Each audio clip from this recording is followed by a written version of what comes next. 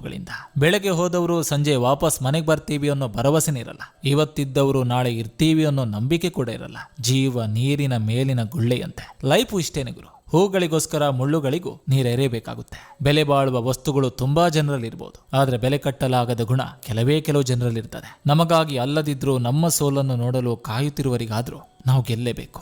ಬದುಕಲ್ಲಿ ನಾವು ಹೆಚ್ಚು ಒಳ್ಳೆಯವರಾಗಲು ಹೋಗಬಾರ್ದು. ಯಾಕಂದ್ರೆ ನಮ್ಮ ಒಳ್ಳೆತನವೇ ನಮಗೆ ಒಮ್ಮೊಮ್ಮೆ ಮುಳುವಾಗ್ತದೆ. ಒತ್ತಡದ ಕೆಲಸಗಳ ನಡುವೆ ದೂರದೂರಿನಲ್ಲಿರುವ ಮಿತ್ರರನ್ನು ಭೇಟಿ ಮಾಡಲು ಒಂದು ದಿನ ಬಿಡುವು ತೆಗೆದುಕೊಳ್ಳಿ. ಮರಳಿ ಬಂದಾಗ ನಿಮ್ಮ ಶಕ್ತಿ 100 ಪಟ್ಟು ಹೆಚ್ಚಿರ್ತದೆ. ಹೇಳಿಕೊಳ್ಳುವ ನೋವುಗಳು ಮನಸ್ಸನ್ನು ಹಗುರ ಮಾಡಿದ್ರೆ, ಹೇಳಿಕೊಳ್ಳಲಾಗದ ನೋವುಗಳು ಮನಸ್ಸಿನ ಭಾರವನ್ನು ಜಾಸ್ತಿ ಮಾಡ್ತವೆ. ಮಾತನ್ನು ಗೆಲ್ಲುವ ಬರದಲ್ಲಿ ಪ್ರೀತಿ, ಮಮತೆ, ವಾತ್ಸಲ್ಯವನ್ನ ಕಳೆದುಕೊಳ್ಬೇಡಿ. ಯೋಚಿಸಿ ನೋಡಿ, ಜೀವನದಲ್ಲಿ ಓಡೋದು ಮುಖ್ಯ, ಜನರ ಹಿಂದೆ ಅಲ್ಲ, ಯಶಸ್ಸಿನ ಹಿಂದೆ. ನನ್ನ ಬಗ್ಗೆ ಯಾರು ಮಾತನಾಡಬಾರ್ದು ಅಂದ್ರೆ ಅದು ಸರ್ವಾಧಿಕಾರ ಆಗ್ತದೆ. ನನ್ನ ಬಗ್ಗೆ ಯಾರು ಏನಾದರೂ ಮಾತನಾಡಲಿ, ನಾನು ನಾನಾಗಿ ಇರ್ತೇನೆ ಎಂಬುದು ನಂಬಿಕೆ ಆಗ್ತದೆ.